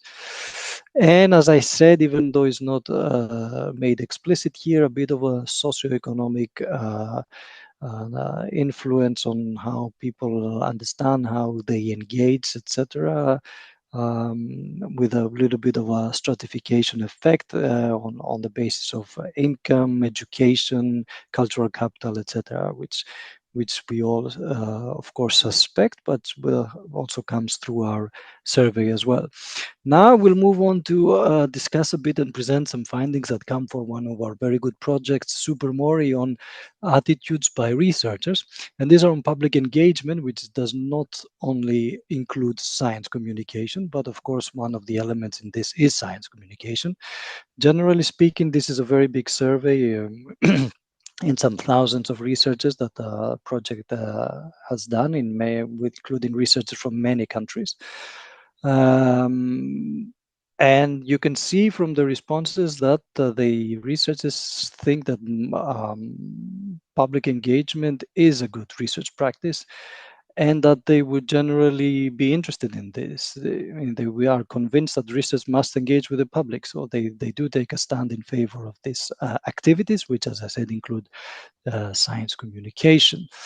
At the same time, however, and this is something that we do know and we do understand from the policy perspective, but also from your perspective as practitioners and researchers, that you see that they report immediately, the researchers, that they see various barriers on engaging in public outreach and consultation, co-creation activities.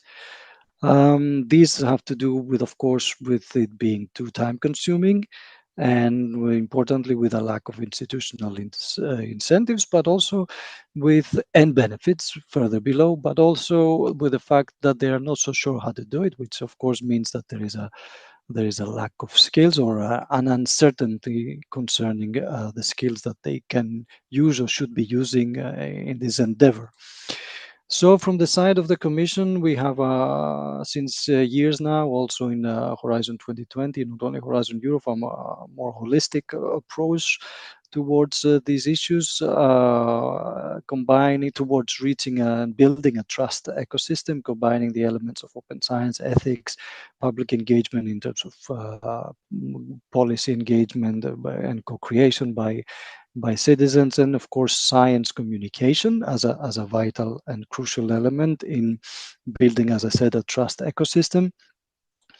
We have had many projects under the SWAFs, which was mentioned also by Tony at the beginning, and we currently support Coalesce and another host of projects on citizen science and public engagement as well.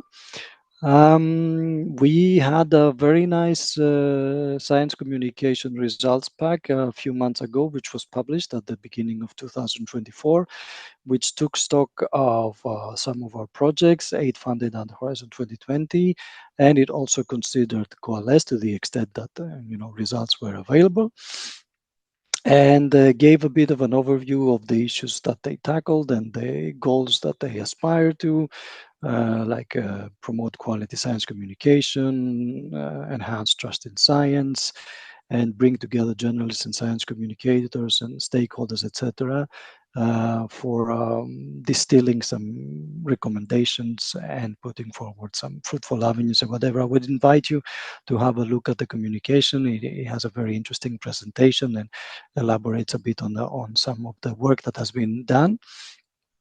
And through this communication, but also through our engagement in the Commission with the issue of science communication, we try in our work in the last years to promote a twofold or threefold, it depends on how you approach it, to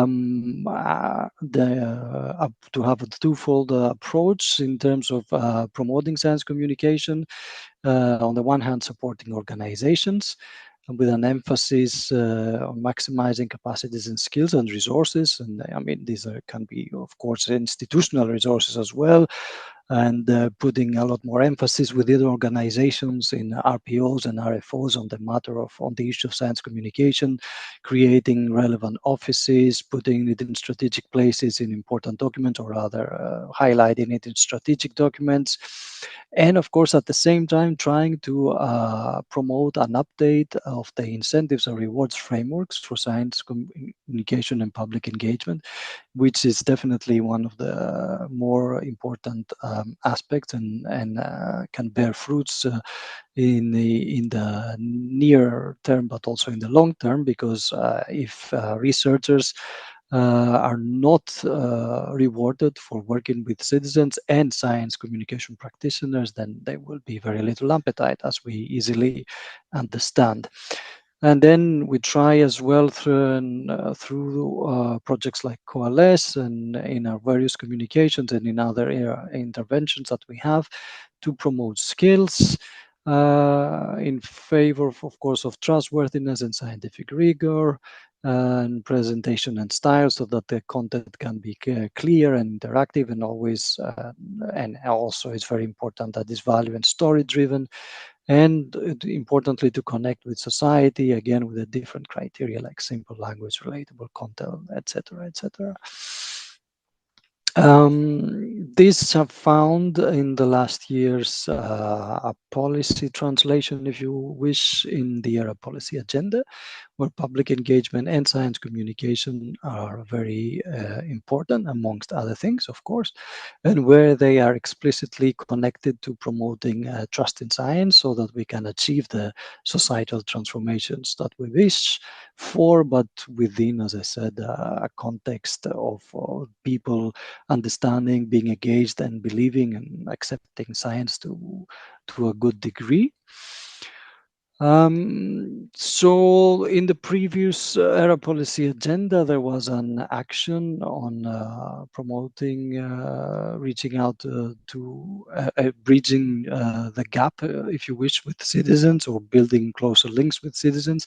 And there was an action that described a little bit what actually Coalesce is achieving now, that is putting together a virtual competence center on promoting science communication. There were other actions as well, like a mutual learning on public engagement, and also the European City of Science, where more on-the-ground activities take place, as many of you are probably aware.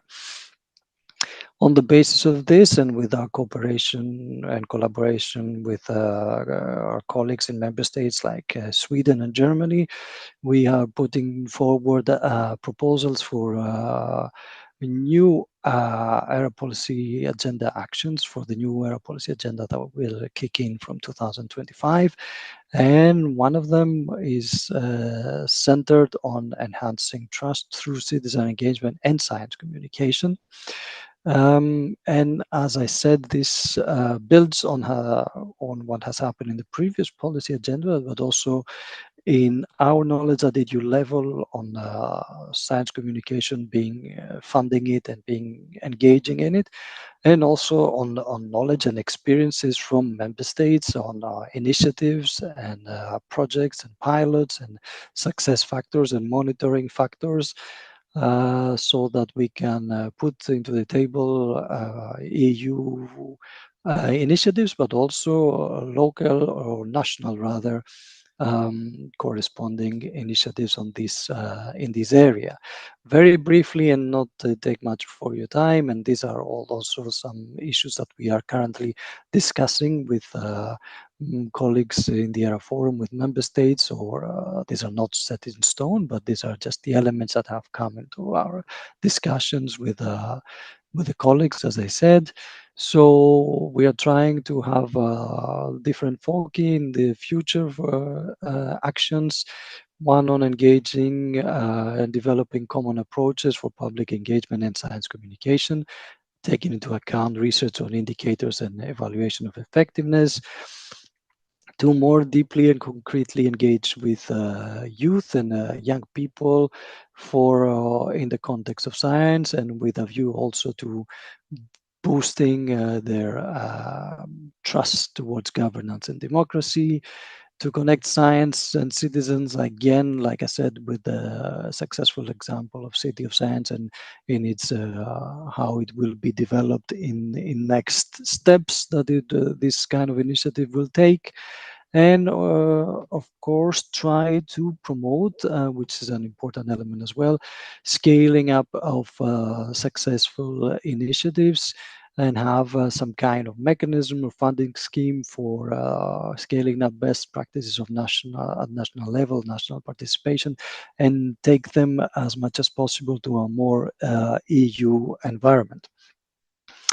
So these are very briefly the elements that I had to present, and I'm happy to hear from you, or in any case, thank you for your work on the Coalesce, and we will be following in its progress and its results and its work with very keenly. And we are very, and with, I think it's a very promising initiative and project. Thank you. Thanks for your kind words, Georgios, and your presentation as well. Again, I think that's provided some really interesting context and also given us a good understanding of the direction of travel within the European Commission and its priorities at the moment. So thanks ever so much for that. I'm very conscious of time, and we now do go to the lunch break. And so for those of you joining us on YouTube, and for those who aren't part of the workshop this afternoon, this is where you'll be leaving us. So thank you ever so much for visiting and attending the session this morning. The Coalesce project and the Competence Centre is in its earliest stages, but we really wanted to give you an early insight into our current discussions and our ways of working as well, and encourage you to now, if you've not done so before, to maintain that connection with us. And as Joanna mentioned before, a key and important way to do that, if you're not already joined us this way already, is by becoming a national and regional hub. So you'll find more information about that on the Coalesce website. So if you go to coalesceproject.eu, you'll find us, and if you tap in, click on the national or regional hubs page, you'll find a bit more information about that call for new hubs. Also click on our news section, where you'll find regular updates about what we've been up to, including when we release new podcast episodes as well, SciComm Conversations. So unless there are any sort of final comments from members of the Coalesce team, on behalf of the team, I want to thank you for your attendance this morning and your input into the conversation that we've started within Coalesce and the Competence Centre. So I hope you have a good rest of the day. For those of you who are joining the workshop, that will start shortly. So at 12:30 Central European Time, that's when the workshop to co-design a matchmaking tool between researchers and journalists will take place. So some of the Coalesce team will join you there if you've received an invitation to that. So if you want to, you can already connect to the link for that workshop, so you can already join that session there. So if you are joining that session, you've received an invitation to do so, then you're able to join that session now. So thanks everyone. Keep in touch, keep watching this space, and we'll be back for some more updates on how Coalesce and the Competence Centre are developing.